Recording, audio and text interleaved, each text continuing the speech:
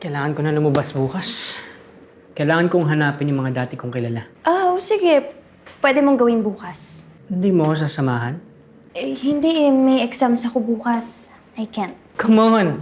Paano kung mawala ako? Hindi nga ako pwede. Tsaka mas lalo tayong maliligaw. Hindi ko memorize yung labas. Taong bahay lang ako. Sa bagay, mukhang boring yung buhay mo dito. So kind of loser. Excuse me? Loser is the new cool. 2023 na, no? Lahat nire-respeto. Sigurado ko bang ito yung pupuntahan natin? Ayun ang sabi ng search engine at dito rin tayo binaba ng hailing app. Hindi naman sila pwede magkamali dahil nakabase sila sa navigation app. Ayan, no? Wow talagang inasa nyo na lahat dyan sa phone nyo Ito yung address pero it seems close na. Bakit kaya? Wait, isa-search ko. Ito. Gloom Records closed down in 2008 because of dwindling music sales. Talaga?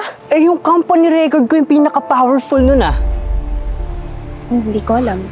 Baka kasi makatulong sila sa akin na mahanap yung mga dati kong kilala. Alam ko ang solusyon dyan. Social media. Halika, dali. Sige, magbigay ka sa akin ng names na kilala mo. Hahanapin natin. Sige. Yung kaboy band ko muna. Ronnie Escueta. Ito ba or ito? Yan, siya yan. Oh. Grabe tandahan na niya. It says here, nasa US na siya nakatira. So, mahirap siya hanapin. Magbigay ka pa sa akin ng names. Gerald Ortiz, kaboy band ko rin. Chera Ortiz. Siya ba? Uy, Yep, siya yan. online siya oh. Chat natin.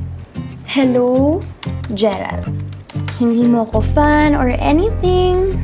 Pero, may gusto lang akong tanungin.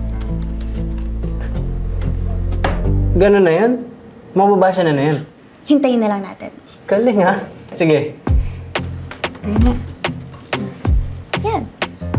So, sinasabi dito na ang dating may-ari ng Gloom Records open up a new company, a clubhouse of online influencers. And Alvin? Nasaan ka? Alvin?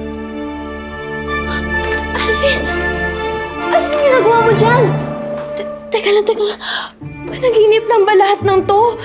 Hindi ako natutulog eh. Ano nangyari?